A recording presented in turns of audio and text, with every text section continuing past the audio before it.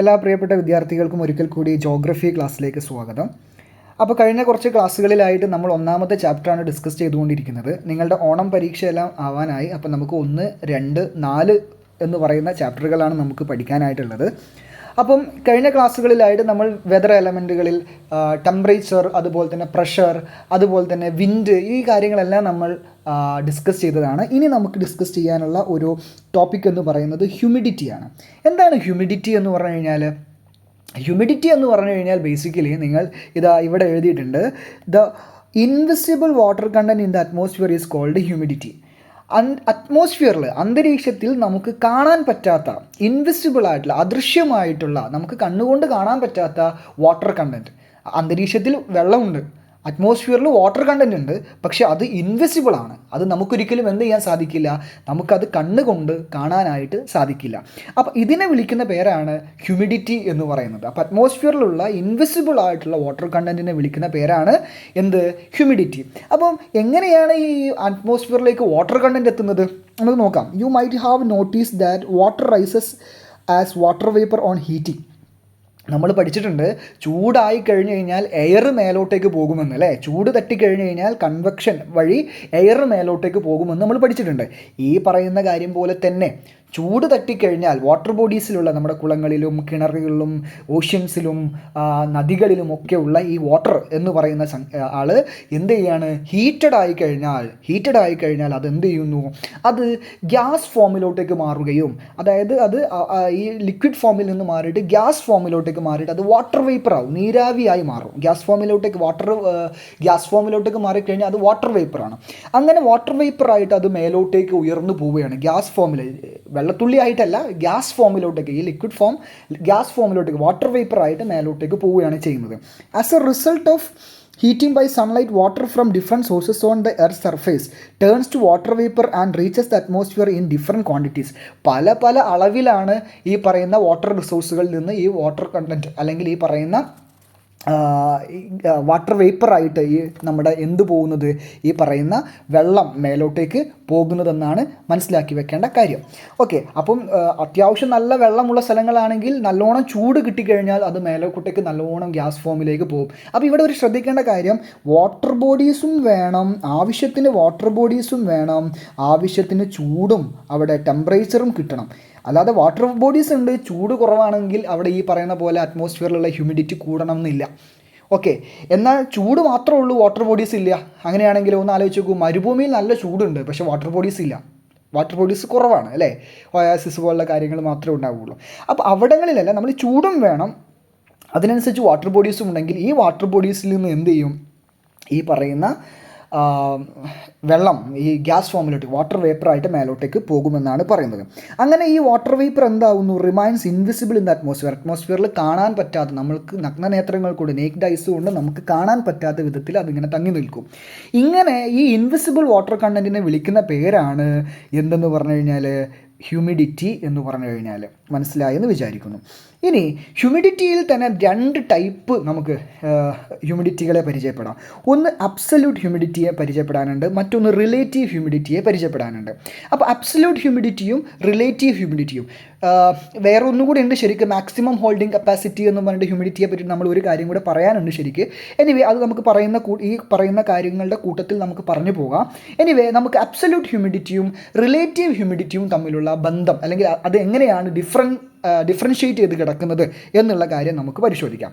ആദ്യം നമുക്ക് absolute humidity എന്താണെന്ന് നോക്കാം. അബ്സല്യൂട്ട് ഹ്യൂമിഡിറ്റി, പിന്നെ അത് കഴിഞ്ഞിട്ട് നമുക്ക് റിലേറ്റീവ് ഹ്യൂമിഡിറ്റി നോക്കാം. അപ്പോൾ ആദ്യം അബ്സല്യൂട്ട് ഹ്യൂമിഡിറ്റി നോക്കുകയാണെങ്കിൽ, actual amount of water vapour present per unit volume of atmosphere is called absolute humidity. എന്താ പറഞ്ഞിട്ടുള്ളത്? ഒരു യൂണിറ്റ് വോളിയം ഓഫ് എയർ, അറ്റ്മോസ്ഫിയറിലുള്ള ഒരു യൂണിറ്റ് വോളിയം ഓഫ് എയർ എടുക്കാം. അതിനകത്ത് എത്രയാണ് ഇപ്പോൾ നിലവിലുള്ള വാട്ടർ കണ്ടൻറ്റ്, നമുക്ക് കാണാൻ പറ്റാത്ത ഇൻവിസിബിൾ ആയിട്ടുള്ള വാട്ടർ കണ്ടൻറ്റ്, അല്ലെങ്കിൽ ഹ്യൂമിഡിറ്റി എത്ര ഉണ്ട് ഇപ്പോൾ, ഇത് നോക്കിക്കഴിഞ്ഞാൽ അപ്പോൾ ഈ നിലവിൽ ഇപ്പോഴുള്ള ഈ വാട്ടർ കണ്ടൻറ്റ് എത്രയാണോ അതിനെയാണ് നമ്മൾ അബ്സല്യൂട്ട് ഹ്യൂമിഡിറ്റി എന്ന് വിളിക്കാം. ഞാനൊരു ഉദാഹരണം പറയുകയാണെങ്കിൽ, നിങ്ങളുടെ വയറെടുക്കുക. നമ്മുടെ സ്റ്റൊമക്കില്ലേ, നിങ്ങളുടെ വയറിൽ നിങ്ങൾക്ക് ഒരു 3 ബിരിയാണി വരെ നിങ്ങൾക്ക് പരമാവധി കഴിക്കാൻ വേണ്ടി പറ്റുമെന്ന് വിചാരിക്കാം. നിങ്ങൾക്കൊരു 3 ബിരിയാണി വരെ മാക്സിമം കഴിക്കാൻ വേണ്ടി പറ്റും. പക്ഷേ നിങ്ങൾ ഇപ്പോൾ 1 ബിരിയാണിയാണ് കഴിച്ചിരിക്കുന്നത്. ഒന്ന് നോക്കുക. അപ്പോൾ നിങ്ങളുടെ വയർ ഇവിടെ യൂണിറ്റ് വോളിയം ഓഫ് അറ്റ്മോസ്ഫിയർ ആയിട്ട് എടുക്കാം. നമ്മളുടെ ഒരു യൂണിറ്റ് വോളിയം ഓഫ് അറ്റ്മോസ്ഫിയർ ആയിട്ട് നമുക്ക് നിങ്ങളുടെ വയറിനെ സങ്കല്പിക്കാം. അതായത് ഇവിടെ ഉദ്ദേശിക്കുന്നത് ഒരു റൂമാണെങ്കിൽ ആ റൂമിലെ വായു അല്ലെങ്കിൽ ആ റൂമിലെ എയർ, അതിലെത്ര ഇപ്പോൾ ഹ്യൂമിഡിറ്റി ഉണ്ട്, വാട്ടർ കണ്ടൻറ്റ് ഉണ്ട്, അതിനെയാണ് നമ്മൾ അബ്സല്യൂട്ട് ഹ്യൂമിഡിറ്റി എന്ന് പറയുക. അപ്പോൾ ഇവിടെ നമ്മുടെ വയറ് വലിച്ച് സങ്കല്പിക്കുകയാണെങ്കിൽ എന്താണ്, നിങ്ങളുടെ ഈ റൂം എന്ന് പറയുന്നതിന് പകരം അല്ലെങ്കിൽ നമ്മുടെ ഈ വയറിൽ 3 ബിരിയാണി വരെ പോകും. പക്ഷേ നിങ്ങളുടെ വയറ്റിൽ ഇപ്പോൾ നിലവിൽ ഒരു ബിരിയാണിയേ ഉള്ളൂ. അപ്പം പ്രസൻറ്റ് ഇപ്പോഴുള്ള എത്രയാണ് നിങ്ങളുടെ വയറ്റിലുള്ള ബിരിയാണി, അതായത് ഇപ്പോൾ ഈ റൂമിലെ അറ്റ്മോസ്ഫിയർ ഈ ഒരു വോളിയമായിട്ട് എടുത്തു കഴിഞ്ഞാൽ ഈ റൂമിൽ ഇപ്പോൾ എത്രയാണ്, ഈ റൂമിലെ എയറിൽ ഇപ്പോൾ എത്ര ഹ്യൂമിഡിറ്റി ഉണ്ട്, അതിനെയാണ് നമ്മൾ അബ്സല്യൂട്ട് ഹ്യൂമിഡിറ്റി എന്ന് പറയാം.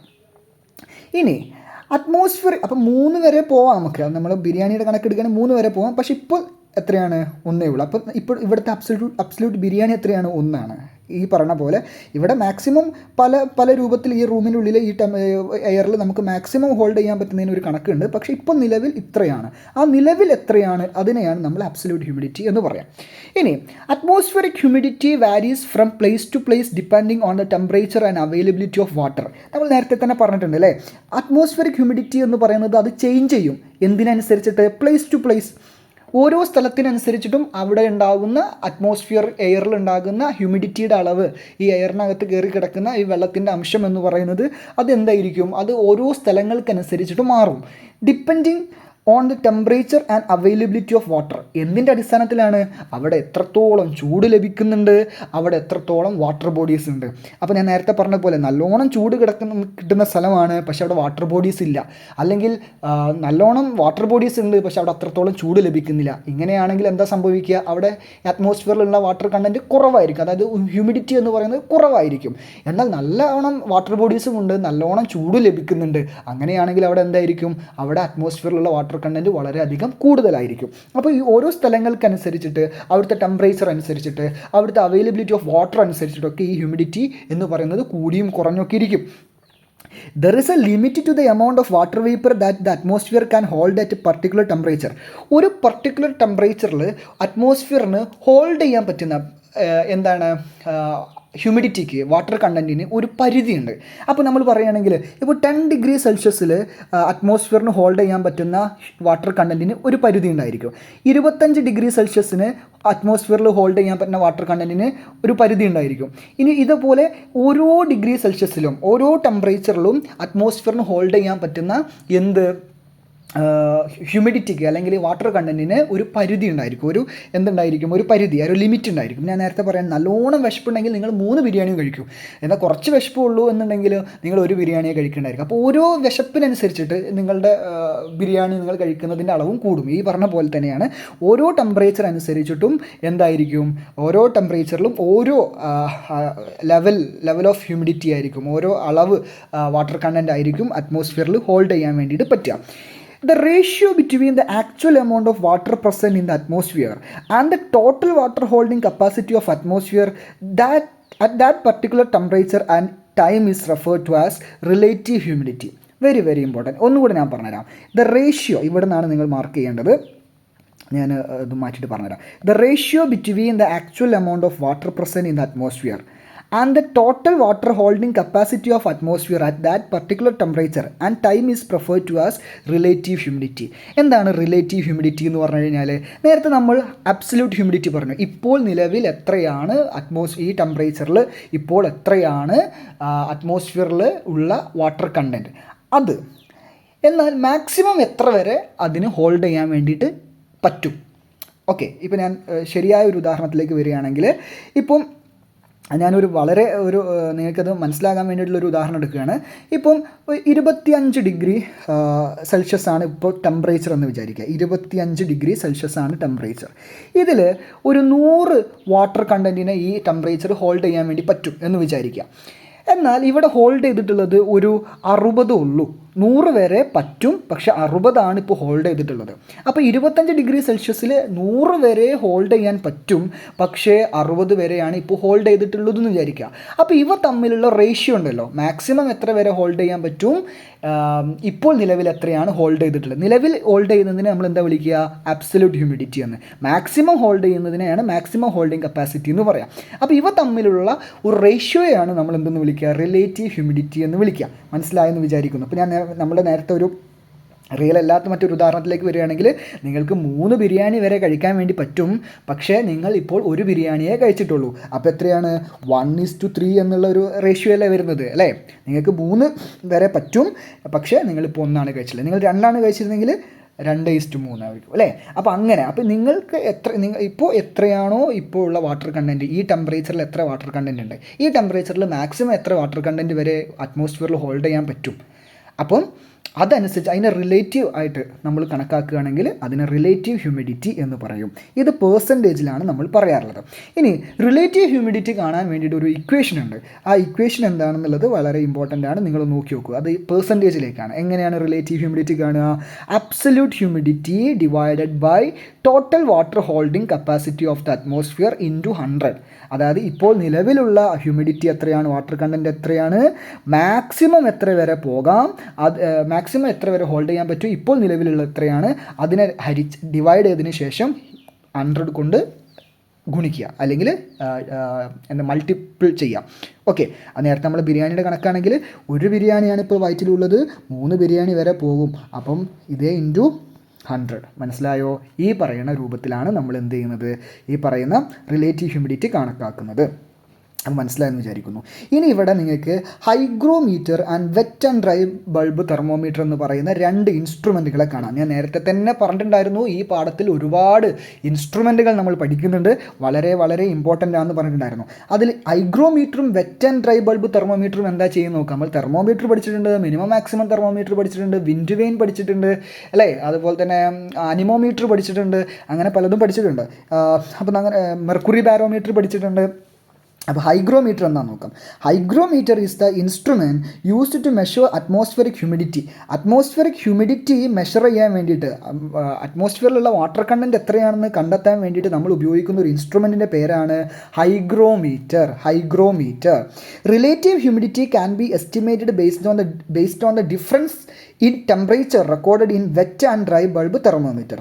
അപ്പം റിലേറ്റീവ് ഹ്യൂമിഡിറ്റിയാണ് നമുക്ക് കണക്കാക്കേണ്ടതുണ്ടെങ്കിൽ, ഇപ്പോൾ നിലവിലുള്ള ഒരു അറ്റ്മോസ്ഫിയറിലെ ഹ്യൂമിഡിറ്റി കണക്കാക്കാൻ വേണ്ടി ഹൈഗ്രോമീറ്റർ യൂസ് ചെയ്യും. റിലേറ്റീവ് ഹ്യൂമിഡിറ്റി മാക്സിമം എത്ര വരെ പോകും, പക്ഷേ ഇപ്പോൾ നിലവിൽ എത്രയാണ്, എന്നിട്ട് അതിൻ്റെ ഒരു പെർസെൻറ്റേജ് അല്ലെങ്കിൽ അതിൻ്റെ ഒരു റേഷ്യോ കണക്കാക്കാനാണ് റിലേറ്റീവ് ഹ്യൂമിഡിറ്റി. ആ റിലേറ്റീവ് ഹ്യൂമിഡിറ്റി നമ്മൾ കണക്കാക്കുക, ഓരോ ടെമ്പറേച്ചറിലും എത്രയാണ് റിലേറ്റീവ് ഹ്യൂമിഡിറ്റി വരിക എന്നുള്ളത് കണക്കാക്കുന്നത് നമ്മൾ യൂസ് ചെയ്യുന്ന ഇൻസ്ട്രുമെൻറ്റിൻ്റെ പേരാണ് wet and dry bulb thermometer. Okay, hygrometer നമ്മൾ എന്തിനാണ്, ഹ്യൂമിഡിറ്റി കണക്കാക്കാൻ. അതിൽ തന്നെ റിലേറ്റീവ് ഹ്യൂമിഡിറ്റി കണക്കാക്കാൻ വേണ്ടി wet and dry bulb thermometer use ചെയ്യുന്നു. ഓക്കെ, മറക്കരുത് കേട്ടോ. ഈ 2 കാര്യങ്ങൾ നേരത്തെ നമ്മൾ ഒരുപാട് ഇൻസ്ട്രുമെൻറ്റ്സുകൾ ഇതുപോലെ പഠിച്ചിട്ടുണ്ട്. ഓക്കെ, ഇനി അടുത്തത്, അപ്പോൾ ഞാൻ നേരത്തെ പറഞ്ഞു എത്രയാണ് ഒരു ടെമ്പറേച്ചറിൽ മാക്സിമം നമുക്ക് ഹോൾഡ് ചെയ്യാൻ പറ്റുന്നതിന് ഒരു കപ്പാസിറ്റി ഉണ്ട്. അതിൽ എന്താ പറയുക, നിലവിൽ എത്രയാണുള്ളത് നമ്മൾ നോക്കിയിട്ട് റിലേറ്റീവ് ഹ്യൂമിഡിറ്റി കണക്കാക്കുമെന്ന് പറഞ്ഞു. അത് നമ്മൾക്ക് ഒരു 3 ബിരിയാണി കഴിക്കാൻ വേണ്ടി പറ്റും, പക്ഷേ എന്താണ്, നമ്മൾ 1 ബിരിയാണി എപ്പോഴും കഴിച്ചില്ല, പക്ഷെ നമുക്ക് നല്ലോണം വിശന്നു എന്ന് വിചാരിക്കുക. അങ്ങനെ നമ്മൾ മാക്സിമം 3 ബിരിയാണിയും, നമ്മൾക്ക് നല്ലോണം വിശപ്പ് വന്നപ്പോൾ നമ്മൾ 3 ബിരിയാണിയും കഴിച്ചു എന്ന് വിചാരിക്കുക. അപ്പോഴെന്താണ് സംഭവിക്കുക, അതായത് ഈ കംപ്ലീറ്റ് ആയിട്ട് നമുക്ക് ഹോൾഡ് ചെയ്യാൻ പറ്റുന്ന മുഴുവൻ കപ്പാസിറ്റിയിലും ഇത് നിറച്ചു അല്ലേ. മുഴുവൻ നമുക്ക് 3 ബിരിയാണിയാണ് നമ്മുടെ വയറ്റിൽ കൊള്ളുള്ളൂ, ആ 3 ബിരിയാണിയും നമ്മൾ കംപ്ലീറ്റ് ആക്കി. അതായത് ഇവിടെ നമ്മുടെ ഹ്യൂമിഡിറ്റിൻ്റെ കണക്കിലേക്ക് പറയുകയാണെങ്കിൽ, ഓരോ ടെമ്പറേച്ചറിലും അറ്റ്മോസ്ഫിയറിലും ഉൾക്കൊള്ളാൻ പറ്റുന്ന വാട്ടർ കണ്ടൻറ്റിന് ഒരു ലിമിറ്റ് ഉണ്ട്, ഒരു മാക്സിമം വാട്ടർ ഹോൾഡിംഗ് കപ്പാസിറ്റി ഉണ്ട്. ആ കപ്പാസിറ്റി കംപ്ലീറ്റ് ആയെന്ന് വിചാരിക്കുക. ഇപ്പോൾ 100 ആണ് ഹോൾഡ് ചെയ്യാൻ പറ്റുന്നത്, ഒരു 25 ഡിഗ്രിയിൽ 100 ആണ് ഹോൾഡ് ചെയ്യാൻ പറ്റുന്നത് വിചാരിക്കുക വാട്ടർ കണ്ടൻറ്റ്. ഈ 100മായി എന്ന് വിചാരിക്കാം. അങ്ങനെയാണെങ്കിൽ ആ ലെവലിൽ എത്തിക്കഴിഞ്ഞാൽ നമ്മളവിടെ പറയും സാറ്റുറേഷൻ ലെവലായി എന്ന് പറയും. അപ്പോൾ എന്താണ് സാറ്റുറേഷൻ ലെവൽ, നമുക്ക് വായിച്ചു നോക്കാം. ഓക്കെ, സാറ്റുറേഷൻ ലെവൽ എന്നത് the state at which the atmosphere is fully saturated with moisture water vapor is known as saturation level. Okay, അപ്പം അറ്റ്മോസ്ഫിയർ കംപ്ലീറ്റ് ആയിട്ട് എന്ത് ചെയ്യാണ്, ഈ മോയ്സ്ചർ വാട്ടർ വേപ്പർ കൊണ്ട് നിറയാണ്. ഓക്കെ, അറ്റ്മോസ്ഫിയറിൽ കംപ്ലീറ്റ് ആയിട്ട് അറ്റ്മോസ്ഫിയറിൽ വാട്ടർ വേപ്പർ വന്നു.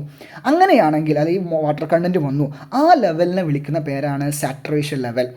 Okay, ഇനി ഇത് ഏതോ ഒരു ടെമ്പറേച്ചർ ആയപ്പോഴാണ്, നമ്മൾ പറഞ്ഞില്ല ഏതോ ഒരു വിശപ്പ് കൂടിയപ്പോഴാണ് ഇത് സംഭവിച്ചതെന്ന് പറഞ്ഞില്ലേ. അപ്പോൾ ഈ പറഞ്ഞതുപോലെ ഏതോ ഒരു ടെമ്പറേച്ചർ ആയപ്പോഴാണ് മാക്സിമം അറ്റ്മോസ്ഫിയർ എന്തായിട്ട് നിറഞ്ഞിട്ടുള്ളത്, ഏതോ ഒരു പർട്ടിക്കുലർ ടെമ്പറേച്ചറിലാണ്. ഇപ്പോൾ 25 നമ്മളിപ്പോൾ 100 ഉൾക്കൊള്ളാൻ പറ്റുന്നത്, പക്ഷേ ഒരു 60 വന്നുള്ളൂ.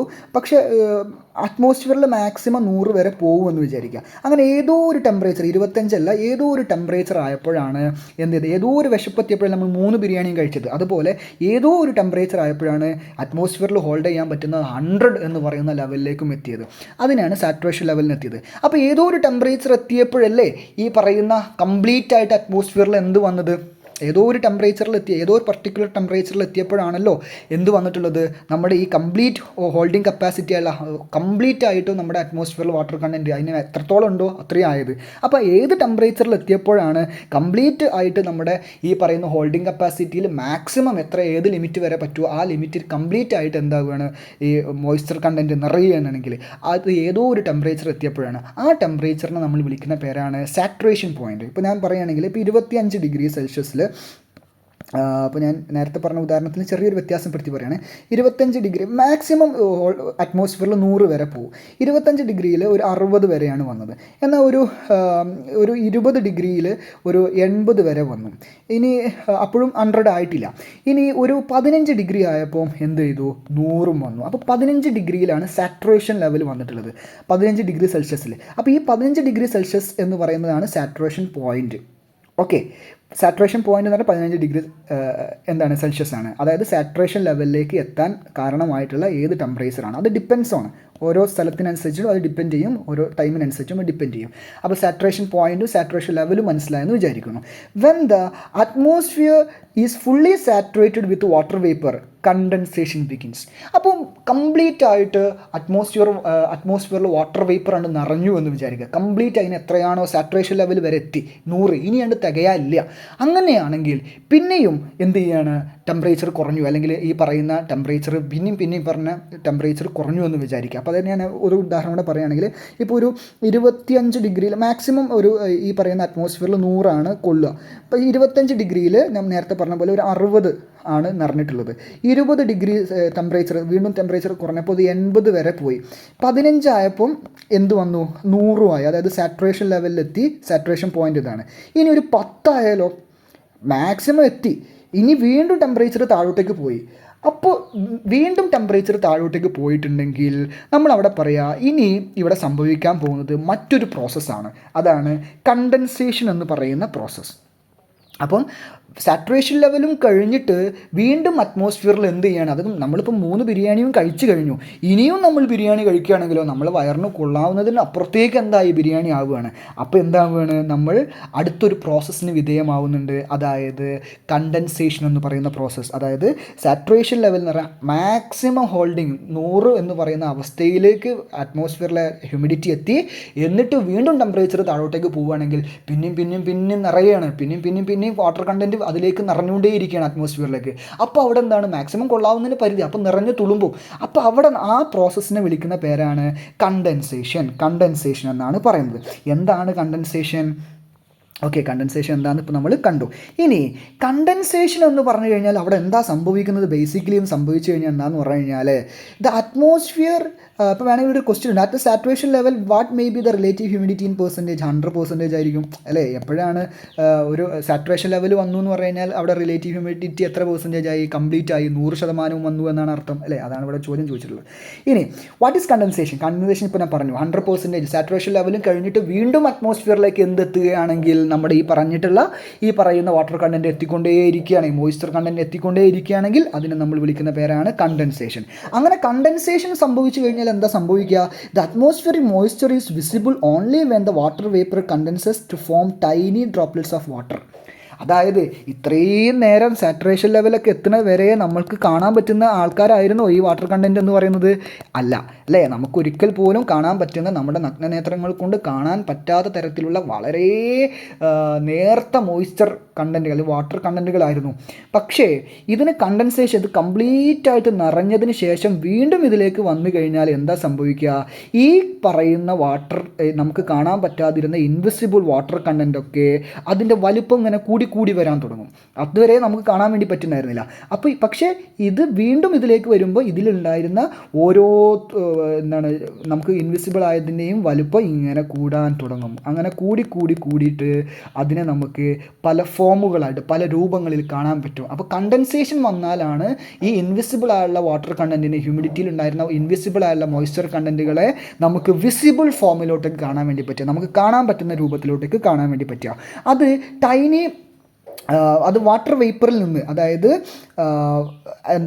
ഗ്യാസ് ഫോമിൽ നിന്ന് അത് നമുക്ക് ടൈനി ഡ്രോപ്ലെറ്റ്സ് ആയിട്ട്, നേരത്തെ തുള്ളികളായിട്ട്, വാട്ടർ തുള്ളികളായിട്ട് നമുക്ക് കാണാനായിട്ട് പറ്റും.